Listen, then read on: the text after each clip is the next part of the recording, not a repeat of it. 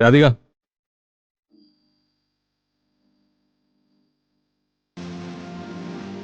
എടോ രാധിക,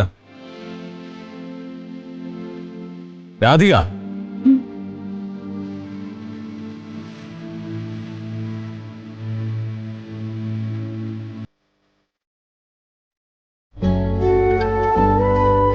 എന്താ മുത്തശ്ശി?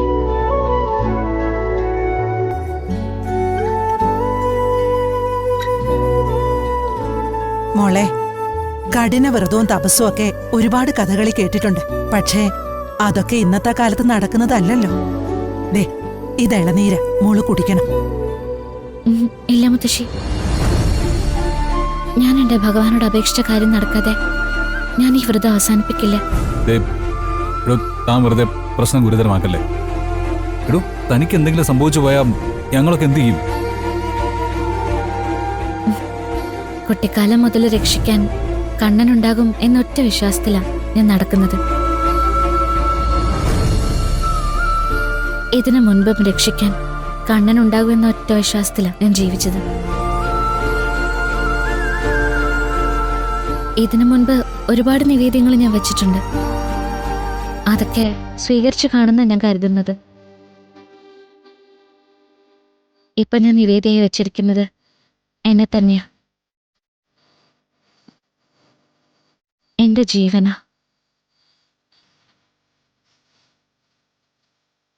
ഭഗവാന്റെ ഇഷ്ടം പോലെ നടക്കട്ടെ.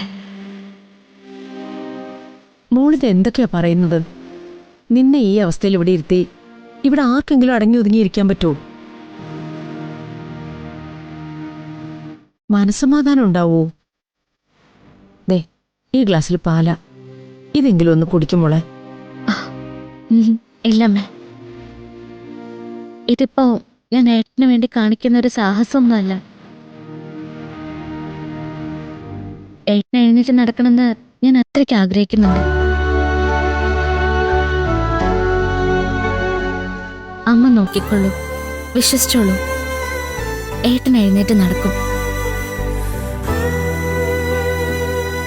എടോ, തന്നെ ബലിയാടാക്കിയിട്ട് ഇവിടെ ആർക്കും ഒന്നും നേടാനില്ല. ദേ, നിർബന്ധമായിട്ടും പൂജാമുറിയിൽ ഇരിക്കാനാണ് ഉദ്ദേശമെങ്കിൽ പിടിച്ചിടുവാൻ ഞങ്ങൾക്കറിയാം. വരുൺ, ഞാൻ പറയുന്ന ഒന്ന് കേക്ക്. എനിക്കൊന്നും കേൾക്കണ്ട. ഇപ്പോ ഈ നിമിഷം ഈ വ്രതം താൻ അവസാനിപ്പിച്ചേ പറ്റൂ. വരുൺ, ഇത്രയും ആളുകൾ പറഞ്ഞിട്ട് കേൾക്കാത്ത ഒരാളെ വരുൺ എന്തിനാ ഇപ്പോഴും നിർബന്ധിക്കുന്നേ? അത് തനിക്ക് മനസ്സിലാവില്ല. എനിക്ക് മനസ്സിലാവും. ഇതൊക്കെ ഒരുതരം അഹങ്കാരോ? ചേച്ചി ഒരു നിരാഹാരം ഇരിക്കുന്നു പറഞ്ഞ് കണിമംഗലത്തുള്ളവരെല്ലാരും ചേച്ചിയുടെ കാല് പിടിക്കുന്നു, കെഞ്ചുന്നു. അതൊക്കെ ചേച്ചി ആസ്വദിക്കുന്നുണ്ടാവും. എന്തിനാ പ്രിയ ആവശ്യമില്ലാത്തൊക്കെ പറയുന്നേ? ആവശ്യമില്ലാത്തത് ഈ വ്രതമാ.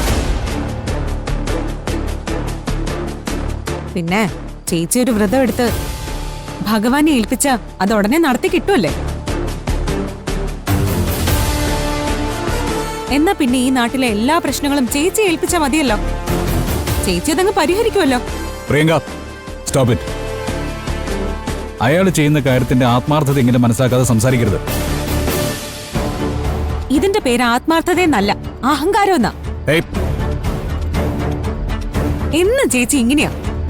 മറ്റുള്ളവരുടെ മുൻപിൽ ഒരാളാവലുണ്ട്. അതിനുവേണ്ടി കാണിച്ചു കൂട്ടുന്നത് അതൊക്കെ. ഇതിനു മുൻപ് പലപ്പോഴും ഞാൻ കണ്ടിട്ടുണ്ട്. എന്താ മോളെ ഇത്? നിനക്ക് മനസ്സിൽ ഇഷ്ടക്കുറവോ പഴയ കണക്കുകളോ തീർക്കാനുണ്ടെങ്കിൽ അത് ഉപയോഗിക്കേണ്ട സമയമല്ലേ ഇത്. പ്രിയങ്ക മോൾ അകത്തേക്ക് വയ്ക്കൂ. ചേച്ചിയോട് പറയാനുള്ളത് ഞാൻ പറഞ്ഞു. ചേച്ചി ഇവിടെ എല്ലാവർക്കും ഒരു ബാധ്യതയായി മാറുക. ഇനിയെങ്കിലും അത് മനസ്സിലാക്കിക്കോ.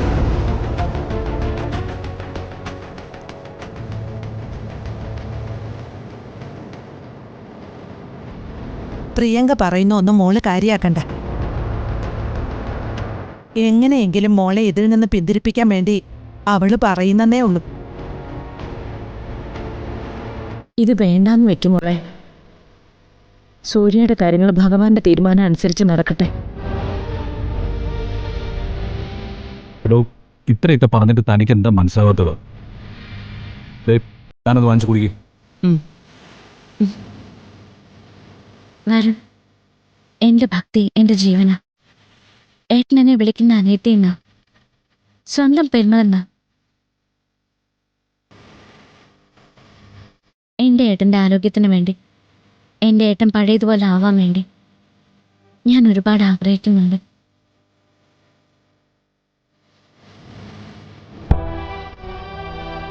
ആരൊക്കെ കുറ്റവും കുറവും പറഞ്ഞാലും ഇതൊരു സഹോദരിയുടെ ചുമതല. ഇനി ഇടയിൽ വന്ന് എന്നെ ബുദ്ധിമുട്ടിക്കാൻ നിൽക്കരുത്. കണ്ണൻ എനിക്ക് ഒന്നും വരുത്തില്ല.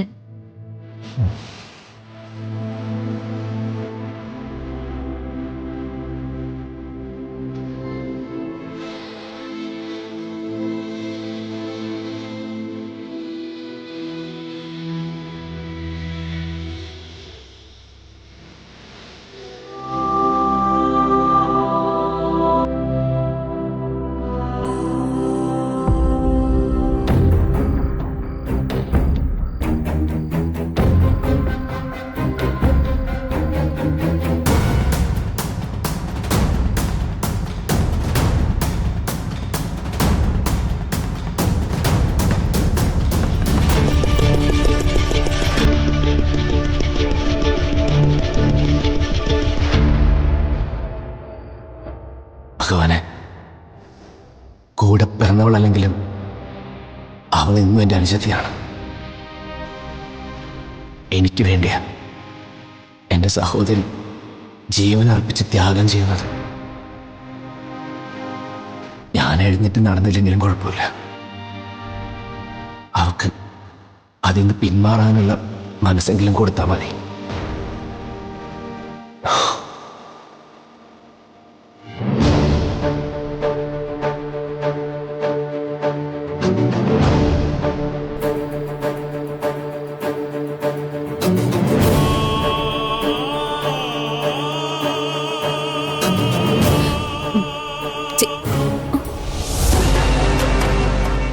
എന്താ പ്രിയങ്കേ, ചേച്ചിക്ക് കൂട്ടിരിക്കാൻ വന്നതാണോ? അതിനെനിക്ക് ഭ്രാന്തൊന്നുമില്ല.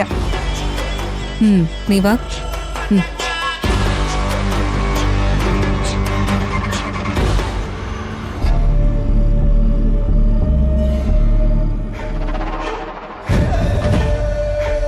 സത്യം പറഞ്ഞ ആ പൂജാമുറിന്ന് ചേച്ചിയെ പിടിച്ച് എഴുന്നേൽപ്പിക്കാനാ ഞാൻ വന്നത്. അതിന്റെ പേരിൽ എന്ത് ദൈവശിക്ഷ കിട്ടിയാലും കുഴപ്പമില്ലായിരുന്നു. ജാതിയുടെ ഈ വ്രതത്തിന് ഫലം ഉണ്ടായ കണിമംഗലത്തുകാർ മുഴുവൻ പിന്നെ അവളുടെ മുന്നിൽ തൊഴുതു നിൽക്കും. പിന്നെ ജാതികയുടെ ഒരു വേലക്കാരിയുടെ സ്ഥാനമേ പ്രിയങ്കയ്ക്ക് ഈ വീട്ടിലുണ്ടാവും. ജാതികയ്ക്ക് വേണ്ടി പലതും ചെയ്യാൻ ഈ വീട്ടിലുള്ളവർ നിന്നോട് കൽപ്പിക്കും. അതൊക്കെ നീ ചെയ്യേണ്ടിയും വരും. അല്ല, രാധികയുടെ വ്രതം നല്ല രീതിയിൽ അവസാനിക്കുമെന്ന് നീ വിശ്വസിക്കുന്നുണ്ടോ പ്രിയങ്കേ? വിശ്വസിക്കാതെ എന്ത് ചെയ്യും? അത്ഭുതങ്ങൾ പലതും സംഭവിക്കാറുണ്ടല്ലോ. ആ, എനിക്ക് കേൾക്കട്ടെ. നീ ഇത്രയും നാൾ അവളുടെ കൂടെ ജീവിച്ചതല്ലേ? ഈ കാലത്തിനിടയില് നിന്റെ കൺമുന്നിൽ നടന്ന ഒരു അത്ഭുതം എന്ന് പറഞ്ഞേ. അത് കഥകളിലെ നമുക്കെല്ലാം വായിക്കാൻ പറ്റും. ഭക്ഷണം കഴിക്കാതെയും ഒറ്റക്കാലിൽ നിന്നും ദേവന്മാരെ പ്രസാദിപ്പിച്ചെടുത്തതും വരം ചോദിച്ചതും ഒക്കെ. അതൊന്നും ആരും ചെയ്യാറില്ലല്ലോ. ഒരു കണക്കിന് നിന്റെ ചേച്ചി കാണിക്കുന്ന ഈ വാശിയുണ്ടല്ലോ, അത് നല്ലതാ. നല്ലതോ? അതെ. രാധികയുടെ വ്രതം ദിവസങ്ങൾ പിന്നിട്ടിട്ടും സൂര്യ എഴുന്നേറ്റ് നടന്നില്ലെങ്കിൽ അവൾക്ക് പിന്നെ ഈ കൃഷ്ണഭക്ത എന്നുള്ള പേരുണ്ടാവോ? ഉണ്ടാവോ പ്രിയങ്കേ?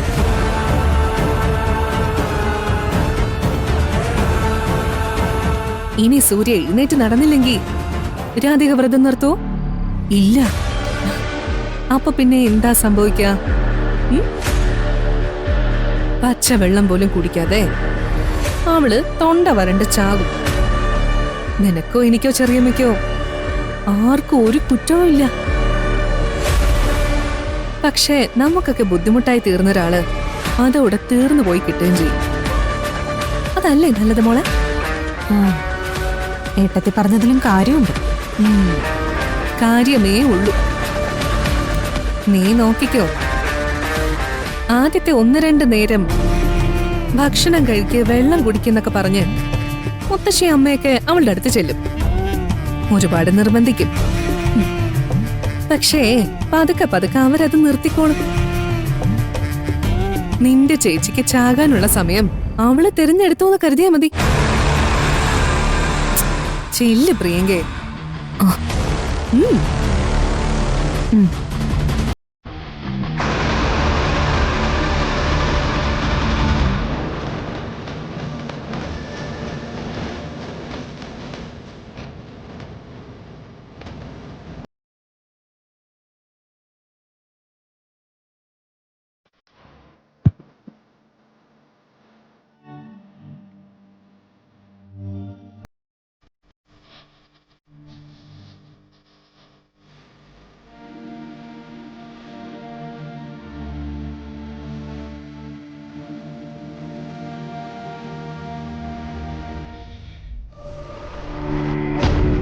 വരുൺ, ആ ചെറിയച്ച. മോനെന്താ ഇവിടെ വന്നിരിക്കുന്നത്? ഏയ് ഒന്നുമില്ല. ആ മോനെന്തിക്ക്. ആ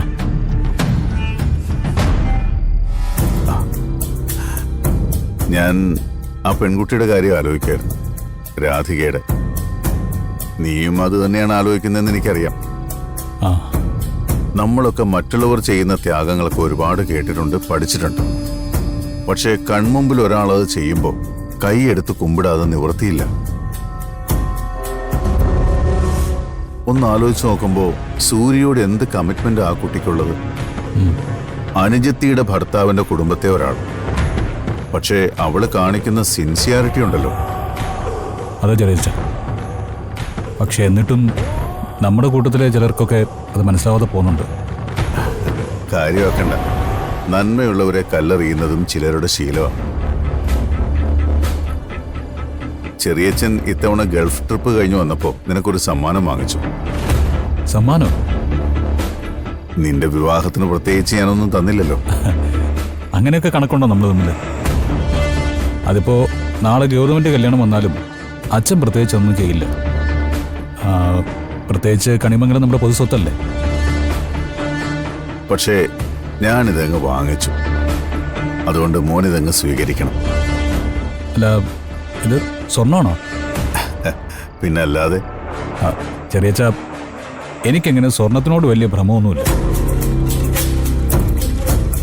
ചെറിയച്ഛൻ എനിക്ക് വേണ്ടി ഇത് കണ്ടെത്തിയത് സന്തോഷമുള്ള കാര്യം തന്നെയാ.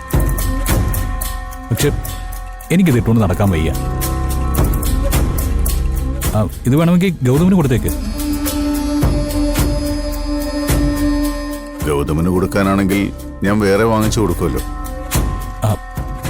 ഞാൻ നിഷേധിച്ചാലും ചെറിയച്ഛനൊന്നും തോന്നരുത്. ഏയ്, ഓരോരുത്തർക്കും ഓരോരുത്തരുടെ ജീവിതത്തിൽ ഓരോ ആദർശങ്ങളില്ലേ. പോട്ടെ, എന്റെ ഒരു കണക്കുകൂട്ടൽ തെറ്റിപ്പോയി. അല്ലെങ്കിലും ഈ മക്കളുടെ കാര്യത്തിൽ അച്ഛനമ്മമാർക്ക് എപ്പോഴും അങ്ങനെയാണ്. വഴിയരികിലെ കടയിൽ ഒരു നല്ല കളിപ്പാട്ടം കണ്ടിട്ട് അച്ഛനമ്മമാർ താല്പര്യപൂർവ്വം അത് വാങ്ങിച്ചുകൊണ്ട് വരും. ഇപ്പോഴത്തെ പിള്ളേരുടെ കയ്യിൽ കൊണ്ടുവരുമ്പോൾ അതൊരൊറ്റ ഏറായിരിക്കും. അതാണല്ലോ ഈ ജനറേഷൻ ഗ്യാപ്പ് എന്നൊക്കെ പറയുന്നത്. ചെറിയച്ഛൻ എന്താ ഇങ്ങനെയൊക്കെ പറയുന്നേ? ഏയ് ഒന്നുമില്ല.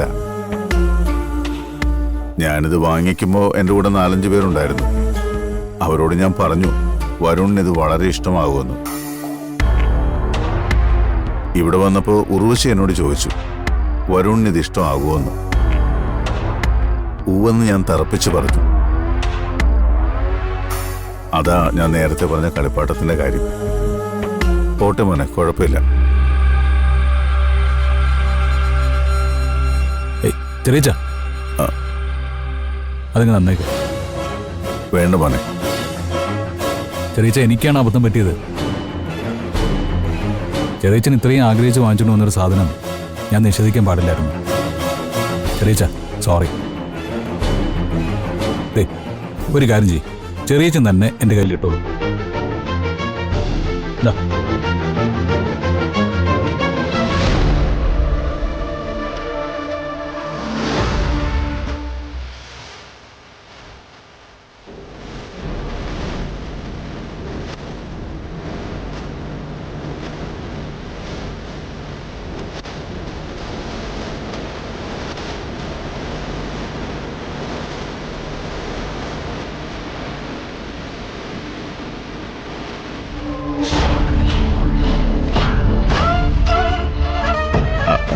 കൊള്ളാം, നന്നായിട്ട് ചേരുന്നുണ്ട്. കാര്യമൊക്കെ കൊള്ളാം. ഇന്നത്തെ ഒരു ദിവസം ചെറിയറ്റിന്റെ ഒരു സമാധാനത്തിന് വേണ്ടി ഞാനിത് കയ്യിലുണ്ട്. നാളെ ഞാനത് ഊരി വയ്ക്കും ചെയ്യേ. അതിൽ എന്നോട് പരാതി ഒന്നും തോന്നരുത്. മതി, ഇന്നത്തെ ഒറ്റ ദിവസം മതി. ചെറിയച്ഛൻ അതേ ആഗ്രഹിക്കുന്നുള്ളൂ. ഓൻ കിടക്കുന്നില്ലേ?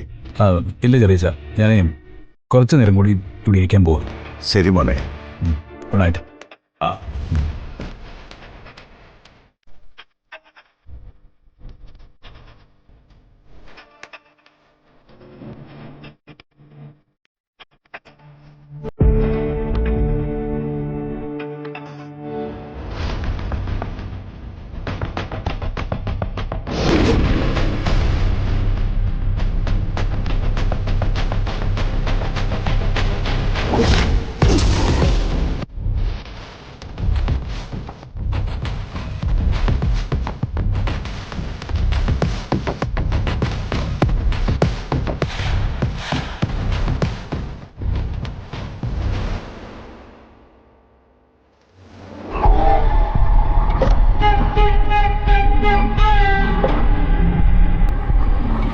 Hello sir.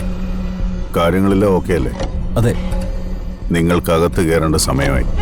കൊല്ലേണ്ടവൻ അവളെ അണിഞ്ഞിട്ടുണ്ടല്ലോ അല്ലേ സാർ? ഉണ്ട്. ഇനി നിങ്ങളുടെ ഭാഗത്തൊന്നും വീഴ്ച വരരുത്. Okay sir. ഓക്കെ.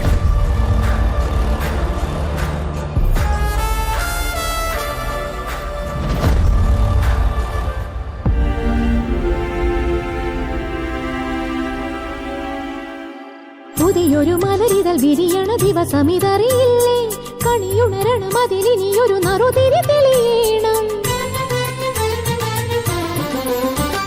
പുതിയൊരു മലരിതൽ വിരിയണ ദിവസമിതറിയില്ലേ, കണിയുണരണം അതിലിനിയൊരു നറുതിരി തെളിയണം.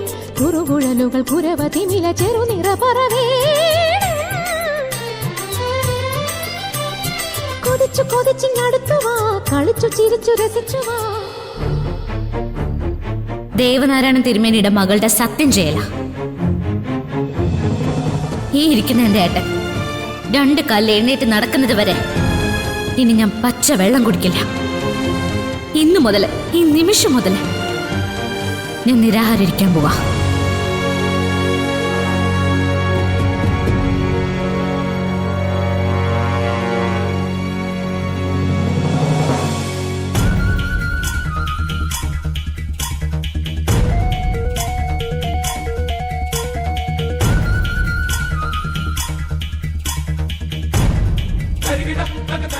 ഞാൻ ആഗ്രഹിച്ചിട്ട് എനിക്ക് തരാതെ അച്ഛനത് ഇവനാണോ സമ്മാനിച്ചത്?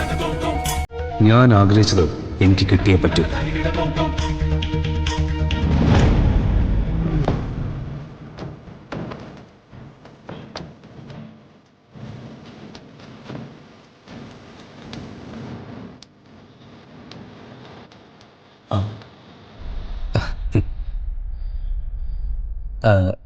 അച്ഛനീ വള ഏട്ടനാ തന്നതല്ലേ?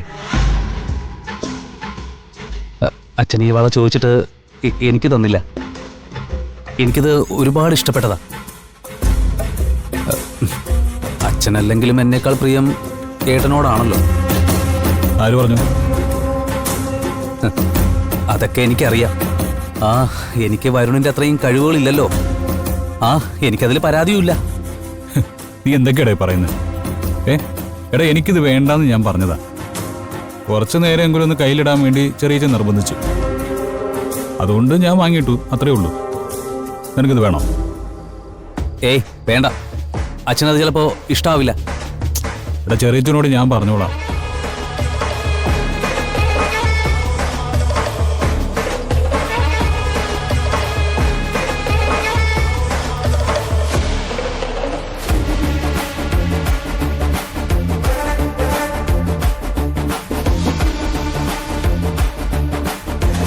എനിക്കിത് തീരെ ഇഷ്ടമല്ല.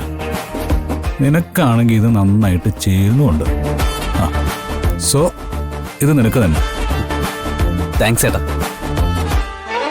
പിന്നെ ഞാനിത് ചോദിച്ചു വാങ്ങിയതാണെന്ന് അച്ഛനോട് പറഞ്ഞേക്കില്ലേ? എടാ, നിനക്ക് അർഹതയുള്ളത് നിനക്ക് തന്നെ കിട്ടും. ഓക്കെ?